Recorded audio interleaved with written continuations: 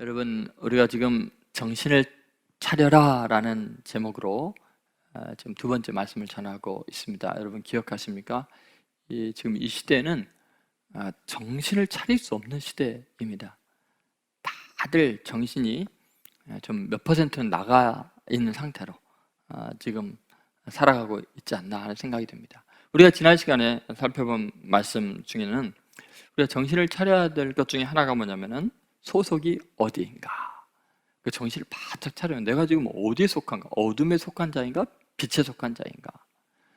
그래서 정신을 차릴 때 우리가 보면은 어둠에 속한 자들은 참 잔인하다, 그리고 빛에 속한 자들은 부요하고요. 그래서 빛에 속한 자들이 이 세상에서 선을 행한다는 걸 알 수 있습니다. 그러니까 우리는 빛에 속한가, 어둠에 속한가, 자기의 소속이 어딘가를 정신을 바짝 차려야 됩니다. 그리스도인들이 정신 나간 사람처럼 넋이 나간 상태로 어둠의 자식들이 밤에 행하는 것처럼 사리 사욕을 쫓고 잔인해지고 인색하고 이런 것들이 지금 말세의 징조라는 거죠.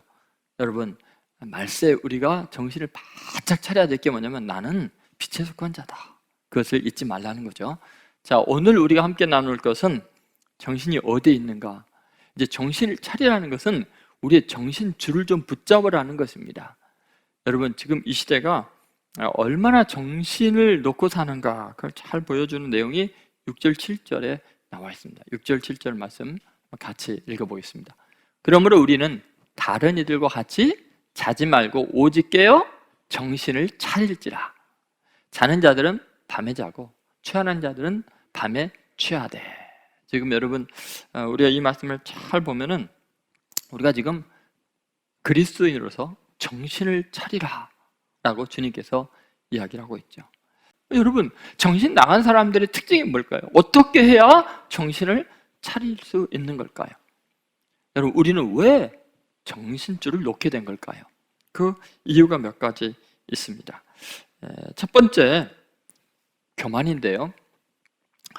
이 객관적 자기 평가가 불가능한 것이 바로 이 정신이 없는 것입니다. 여러분, 이 교만에 취하면 사람에게 일어나는 증상 중에 하나가 뭐냐면 자기 평가에 심각한 왜곡 현상이 일어난다는 거죠. 성경은 놀랍게도 교만한 상태를 정확하게 술이 취한 상태, 취한 것과 교만함을 같이 보이고 있습니다. 오늘 본문에 우리가 뭐 예를 들어서 5절 뭐 이런 데도 보면 이렇게 나오잖아요. 데살로니가전서 5장 8절이요. 5장 8절에 보면 이런 말씀이 있습니다.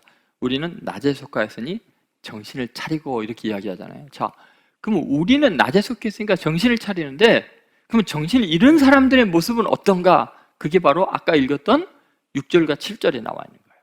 다시 한번 6절과 7절을 보시면 그 정신이 나간 것의 심각성을 이렇게 말합니다. 자, 그러므로 우리는 다른 이들과 같이 자지 말고 오직 깨어 정신을 차릴지라. 정신을 차릴지라 라고 말하는데, 그거 왜 이렇게 표현한가? 7절 한번 보시죠. 자는 자들은 밤에 자고 취하는 자들은 밤에 취하되. 여기 보면은 이제 정신을 잃은 모습, 정신이 나간 상태를 밤에 자는 것과 취한 것, 밤에 취하는 것으로 나오죠. 자, 이 취하는 것이 성경에서는 어떤 것을 말할까? 말세에 취해 있는 상태를 뭐로 표현하는가? 지금 자기 의식이 없고 밤에 잠자는 것처럼 자기 컨트롤을 못하고 넋이 나가 있는 것 같은 그런 상태가 어떤 거냐? 그걸 교만이라고 성경은 이야기를 합니다. 자, 그 내용을 한번 보겠습니다. 이사야서 28장 1절 말씀입니다. 자, 이사야서 28장 1절 같이 읽겠습니다. 에브라임의 술 취한 자들의 교만한 면류관은 화 있을진저 술에 빠진 자의 성, 곧 영화로운 관같이 기름진 골짜기 꼭대기에 세운 성이요 쇠잔에 가는 꽃 같으니 화 있을 진저. 여기 잘 보시면 지금 에브라임의 그 술 취한 자들의 교만한 멸류관, 술 취한 것과 뭐를 지금 동일시 여겨요? 교만한 멸류관이 돼요. 교만함이죠. 화 있을진저. 술에 빠진 자의 성, 그랬죠. 술에 빠진 자의 성 뭐요? 영화로운 강같이 기름진 골짜기 꼭 꼭대기에 세워진 성이에요. 술에 빠져 있는데 그것은 꼭대기에 세워진 것 같은 교만함. 이것이 바로 쇠잔에 가는 꽃 같은 그런 화 있는 교만한 모습이라는 것입니다. 여러분, 결국은 이사야 선지자를 통해서 하나님께서 지금 우리에게 보여주는 게 뭐냐면, 세상에 술 취해 있는 그런 상태가 뭐냐? 인간이 교만한 거라는 거예요. 교만해 있으면 술 취한 것 같은 현상이라는 거죠. 여러분, 이 술 취했을 때, 교만했을 때 일어나는 현상이 뭐냐?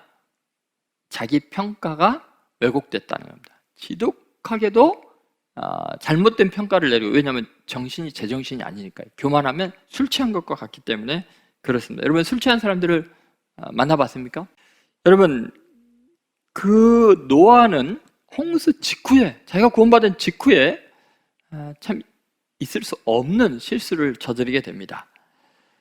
무슨 일을 행하죠? 포도주에 취해서 정말 해서는 안 되는 행동을 하게 되는데, 그 모습이 이제 창세기 9장 21절에 나와 있습니다. 한번 같이 읽어보겠습니다. 포도주를 마시고 취하여 그 장막 안에서 벌거 벗은지라. 여러분, 취했을 때 일어나는 그 현상, 이것이 교만한 현상과 똑같은데요. 그건 뭐냐면 술 취함과 이 방탕함이 교만의 증상으로 나타납니다. 근데 여러분, 이 노아가 왜 이 지경이 됐을까?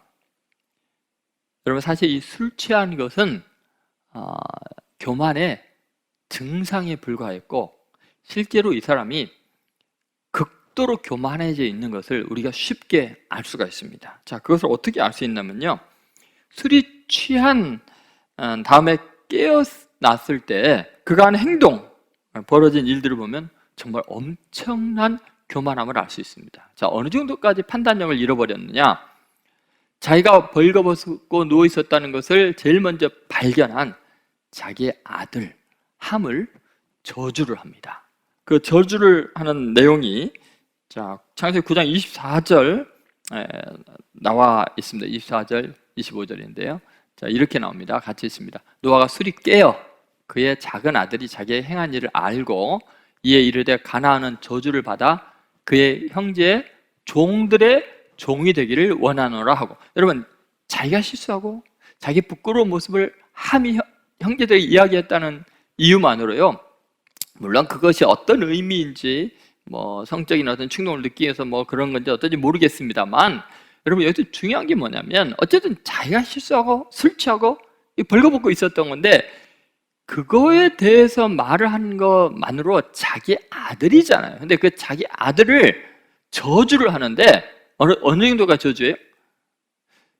자기 형제들의 종들이 되기를, 종들의 종이 되기를 원한다고 저주를 할 정도예요. 이게 말이 되는 이야기입니까?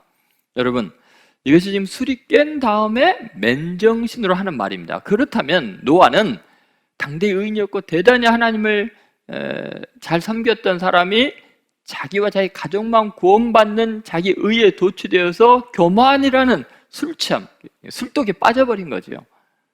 그러다 보니까 그가 정신이 말짱했을 때 얼마나 교만함으로 자기에 대한 비난이나 자기의 부끄러움과 수치를 못 견디는가, 이것을 잘 보여주고 있는 현상입니다.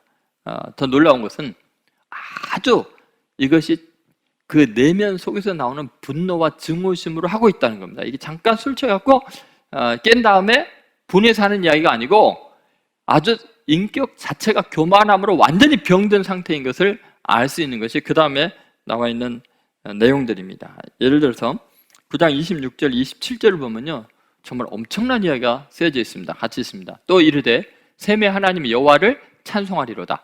가나안은 셈의 종이 되고 하나님이 야벳을 창대하게 하사 셈의 장막에 거하게 하시고 가나안은 그의 종이 되게 하시기를 원하노라 하셨더라. 여러분, 노아가요, 자, 그래서 화가 나서 함을, 가나안의 아비가 된 함을 저주하는 거 괜찮아요. 그런데 셈과 야벳 다른 아들을 축복할 때마다 또 끄집어내서 또 그의 종이 되기를 원하노라. 또 그냥 셈의 하나님, 야벳의 하나님을 축복하고 그들에게 복을 줄 때마다 그 함, 가나안의 아비 되는 함을 또 꺼내서 또 저주를 하는 거예요. 이거 여러분 제정신입니까? 정신이 완전히 나간 거죠. 여러분, 우리가 두려운 사실은 바로 이런 겁니다. 당대 의인이었잖아요. 하나님과 동행했던 사람이잖아요. 전 인류가 다 멸절당하고 새로운 인류를 하나님께서 노아를 통해서 이루고자 했는데 자기 의가 교만의 재료가 되어버렸어요. 노아마저도 정신을 잃은 거예요.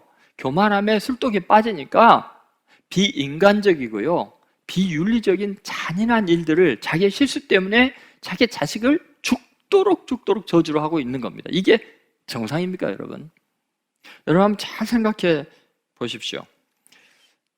노아마저도 이 정도라면 이게 영적인 이 교만함의 위험성은 모든 사람에게 있는 겁니다. 이거 예외될 수 있는 존재가 없다는 겁니다. 그래서 우리가 정신을 차리지 않으면 나도 모르게 노아처럼 된다니까요. 120년 동안 노아 방주를 지었고 순종했고 이런 이야기도 우리가 많이 들었잖아요. 그런데 그 노아의 결말이 어떠냐? 영적인 교만함으로 이렇게 망가진 거예요. 그러니까 노아 이후의 후손들, 인간들도 또다시 교만해질 수밖에 없는 겁니다. 예수 그리스도의 십자가의 보혈의 능력이 아니면 이 교만함이, 이 원죄적인 이 아담의 뿌리인 하나님과 같아지는 이 교만함이 해결이 안 된다는 거죠. 모든 인간은 이 교만의 위험에서 끝까지 정신을 차리고 깨어 있어야 됩니다. 이게 교만의 술독에 빠져서 취해서 잔인해지고 악을 행할 수 있고 하나님 뭘 떠날 수 있다는 것을 잊지 마시고 깨어있는 성도들 되시기를 주의 이름으로 소망합니다. 자, 두 번째, 이 정신을 차리라 이 말씀은 무지입니다. 무지에서 좀 정신을 차려라. 이건 둔해진 마음을 말하는 거죠. 여러분, 정신을 차리라는 말씀은 제발 좀 민첩하게 좀 상황 파악을 좀 하라는 겁니다. 술 취한 상태, 그것은 뭐냐면 마음이 둔해지고 둔감합니다. 통증을 느끼지 못합니다. 아픔을 느끼지 못합니다. 내가 이런 잔인한 행동하면 다른 사람이 얼마나 고통스러워하는지에 대해서 전혀 마음을 느끼지, 둔감해집니다. 감각이. 그래서 자기가 얼어 죽는 줄도 모르고 자기가 얼마나 잔인한 일을 행함으로 다른 사람의 고통을 겪는 줄도 모르는 겁니다. 이 교만의 무서운 것이 뭐냐? 바로 미련해지는 겁니다. 무지해지고 마음이 둔감해지는 겁니다. 그래서 누가복음 21장 34절에 주님께서 이런 이야기를 하셨습니다. 같이 읽어보겠습니다. 너희는 스스로 조심하라. 그렇지 않으면 방탕함과 술 취함과 생활의 염려로 마음이 둔하여지고 뜻밖의 그 날이 덕과 같이 너희에게 임하리라. 자, 마음이 어떻게 된다고요? 둔해져요. 왜요? 어떠면요? 조심하지 않으면, 깨어있지 않으면, 자, 방탕함과 술 취함과 생활의 염려, 이게 바로 교만함의 특징입니다. 자, 방탕함. 아까 우리가 노아에게서도 봤죠. 방탕함과 술 취함, 그죠? 생활의 염려, 이런 것들로 이제 교만할 때 일어나는 현상이 뭐냐? 무지해지는 겁니다. 마음이 둔감해져서 이제 하나님의 심판이 임하게 된다는 거죠. 여러분, 우리는 세상에 취해 살면요, 처음부터 끝까지 그냥 교만한 상태가 됩니다. 그 둔감한 거, 이 생활의 염려로 술 취하고 방탕하게 되는 것을 잘 보여주는 사건이 소돔과 고모라가 멸망당하고 그 롯의 가족이 구원을 받잖아요. 그 어머니는 물론, 그 롯의 부인은 물론 그 소금 기둥이 됐고 롯과 그 두 딸이 소활 땅으로 피난하게 되어서 살아남습니다. 그런데 그 가족의 이야기를 보면 이 교만함의 그 특징, 이 방탕함과 술 취함과 그리고 생활의 염려, 이것이 바로 그 멸망 가운데, 심판 가운데 살아난 자들이 교만해질 때 일어나는 현상을 잘 보여주는 것은 정말 무지하다는 거예요. 마음이 둔해져 있다는 사실입니다. 자, 무슨 이야기인가 한번 봅시다. 롯의 딸들이 소활 땅에 이제 숨어 피해 들어가면서 산으로 숨었습니다. 그리고 굴 속에 있었습니다. 그 무서운 심판을 보니까 도시로 갈 수가 없는 거죠. 벌벌 떨고 숨어 있습니다. 근데 큰 딸이 작은 딸에게 제안을 합니다. 자, 우리가 이 세상이 이렇게 심판을 받았는데 우리 남편감들을 못 구하지 않냐? 그러니까 아버지에게 술을 마시게 하고 오늘 밤은 내가 들어가서 아버지로 말미암아 자식을 낳고 또 내일은 또 우리가 술을 마시고 너가 아버지로 말미암아 그 자식을 낳자. 그렇게 이야기를 한 겁니다. 창세기 19장 30절부터 38절에 있는 내용입니다. 여러분, 그때 33절에 보면 이런 말씀이 있어요. 같이 한번 읽어보겠습니다. 그 밤에 그들이 아버지에게 술을 마시게 하고 큰딸이 들어가서 그 아버지와 동침하니라. 그러나 그 아버지는 그 딸이 눕고 일어나는 것을 뭐요? 깨닫지 못하였더라. 여러분, 여기 보면 깨닫지 못하다. 그 아버지 지금 술 취해서 깨닫지 못하고 있습니다. 여러분, 술 취한 그 롯의 모습, 그거 그렇다고 칩시다. 그 딸들은 뭡니까 지금? 굉장히 치밀하게 의도적으로 계획해서 하는 행동이 너무너무 비윤리적이고 더럽고, 그리고 그 아버지에게 큰 상처를 주는 것이고 하나님을 대적하는 정말 짐승도 해서는 안 되는 일을 하고 있다는 거죠. 여러분, 너무나 신기하잖아요. 어떻게 이럴 수가 있습니까? 어떻게 그녀들이 그렇게 될 수 있습니까? 첫째는 그녀들이 그동안 자라온 환경이 세상에 취해 있었기 때문에 그렇습니다. 그들이 소돔과 고모라의 타락한 도시에서 살았죠. 그들이 보고 들은 삶의 모습들, 세상의 풍조들, 일반 사람들의 삶이 그러죠. 지금으로 한다면 맨날 뉴스에 나오는 사람들의 이야기를 애들이 계속 듣고, 영화 보는 거, 또 뭐 여러 가지 인터넷상에 있는 뭐 여러 가지 쓸데없는 프로그램들, 이런 것들을 보면서 이 세상이 얼마나 타락했는지 그 가치관이 음란하고 병들어 있는 상태라는 것입니다. 그러니까 죄악에 대한 감각이 둔해져 있습니다. 죄책감이나 부끄러움, 양심의 가책, 이런 게 화인맞아 있습니다. 그들은 아버지 룻에게서 전혀 하나님에 대한 경영을 배우지 못한 것 같습니다. 그리고 그냥 세상에 맞춰서 살아가는, 세상의 부와 향락만을 선택하는 비신앙인적인 모습을 그 내내 보고 자란 거죠. 이 근친 상간을 당연한 일로 지금 행하고 있는 거죠. 그래서 태어난 것이 결국은 이제 모압과 암몬, 그 저주받은 그 민족이 태어나게 되죠. 사실은 그들이 소돔과 고모라 이제 멸망한 당한 이후에 좀 안정이 되면 그 주위에 얼마나 많은 도시들이 있는데요. 다른 데로 갈 수 있어요. 그런데 그들은 그 세계 속에 머물러 있고 소돔과 고모라 같은 세상을 또 자기네들이 만들고 있는 거죠. 여러분, 정말 다른 사람들이 다 심판을 받아 죽게 된 소돔과 고모라에서 구원을 받은 하나님의 전적인 은혜로 살아난 사람들이 교만해져서 결국은 또 다른 세상 그 모습들을 자기네들 재현하고 있는 거예요. 구원받은 사람들이 이렇게 또 다른 타락상을, 소돔과 고모라보다 더 타락한 모습이죠. 이것을 얼마든지 볼 수 있는 거예요. 왜 그러냐? 교만함의 특징입니다. 교만하면 무지해집니다. 여러분, 이처럼 은혜를 모르고 교만하면 마음이 둔해지고 미련해진다는 것을 잊지 마십시오. 무지하여 이치를 모르는 인간들은 작은 성공이나 경험으로 쉽게 자기 확신에 빠지는 거예요. 그러다 보니까 이게 엄청난 죄악을 저지르면서도 자기들은 가장 똑똑하고 합리적으로 행동했다고 생각을 하는 겁니다. 여러분, 조심해야 합니다. 마지막 세 번째, 폭력입니다. 타인에게 해를 끼치는 그런 악을 행하게 된다는 거죠. 여러분, 정신을 차리지 못한 사람은요, 결국은 남에게 해악을 끼치게 됩니다. 술 취한 사람들이 주위 사람들에게 폭력적인 행동을 행하는 것이 성경에 계속해서 나와요. 술 취하지 말고 깨어있으라, 이 말은 너가 얼마나 다른 사람들에게 폭력적인가를 좀 알아라라는 거죠. 자, 마태복음 24장 49절에 이런 말씀이 있습니다. 같이 있습니다. 동료들을 때리며 술 친구들과 더불어 먹고 마시게 되면, 여러분, 술 친구들과 더불어 먹고 마시는 것과 동료를 때리는 것이 같이 갑니다.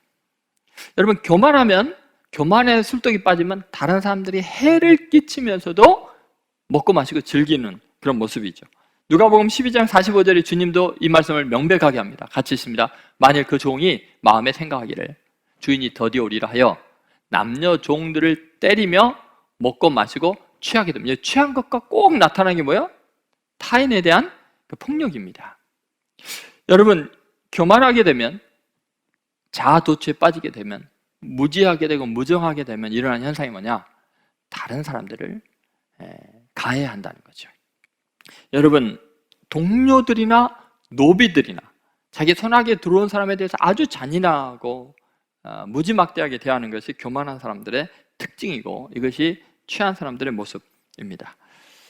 여러분, 이것은요, 예를 들어서 술에 취했을 때 나타난 현상인데 이것은 굉장히 비유적인 현상이에요. 왜 저는 사람이 술에 취하는 것들을 하나님이 만들어냈을까 했더니 대단히 중요한 영적인 의미가 있는데, 그것은 뭐냐면 술에 취했을 때 행동이 술 아닌 다른 것에 취했을 때 행동이 아주 중요한 모범이 되고 있는 거예요. 사람으로 깨닫게 하고 있는 거예요. 여러분, 술 취하면 이렇게 남에게 해를 끼치는 것처럼 인간들은 교만함으로 인해서 다른 것에 취할 수 있습니다.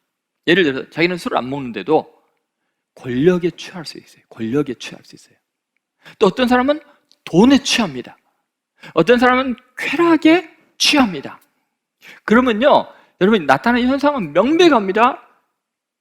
반드시 그 어떤 것에 취하면, 그 교만해져 있으면 누군가를 해하게 돼 있습니다. 여러분, 한 사람이 큰 죄를 저질렀습니다. 교회 회의가 벌어졌습니다. 그래서 그 죄에 대해서 심판하기 위해서 정말 지혜롭고 훌륭한, 가장 경건한 한 선지자를 모셔와서 이것이 얼마나 하나님의 말씀을 잘못 듣는 것을 심판해달라고 간곡히 부탁을 했습니다. 근데 그 선지자가 계속 거부를 하는 거예요. 나는 그럴 자격이 없습니다.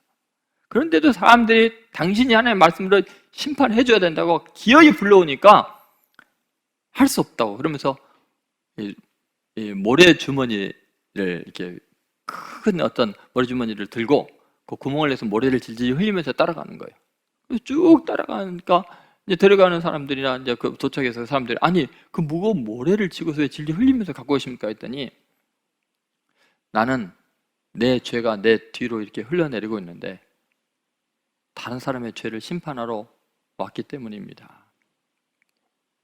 여러분, 잘 생각해 보세요.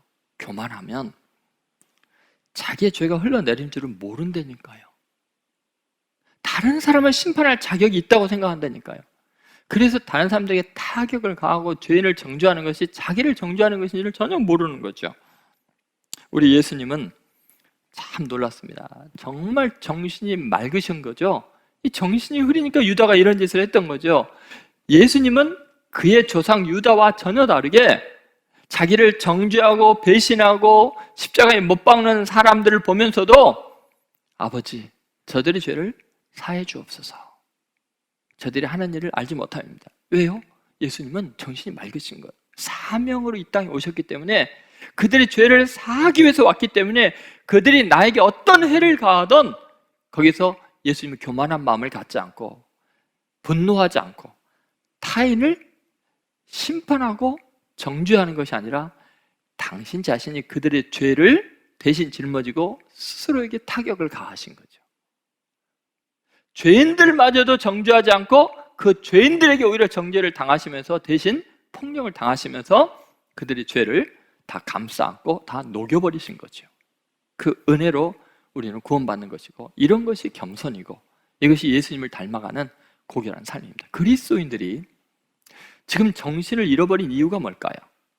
여러분, 교만은 이렇게 다른 사람들의 악한 것을 자신들의 악으로 깨닫지 못하고 공격적이 된다는 거예요. 그러나 겸손은 정말 그들의 악을 짊어지고 대신 당하고 용서하고 세상을 열어놓는 것입니다. 오늘 이 말씀을 기억하시면서 여러분, 제발 정신을 차리는 저와 여러분들 되기 바랍니다. 복음이 뭔지, 예수 믿는 것이 뭔지 다시 한번 깨닫고, 우리의 마음들이 그동안 많은 사건들의 상처를 받고 있지만 예수님을 생각하고 그분의 십자가를 생각하고 정신을 바짝 차리고 겸손하고, 그리고 사리분배를 정확하게 해서 하나님의 사랑으로 이 시대를 구원하는데 귀하게 쓰임받는 성도들 되시기를 주의 이름으로 축원드립니다.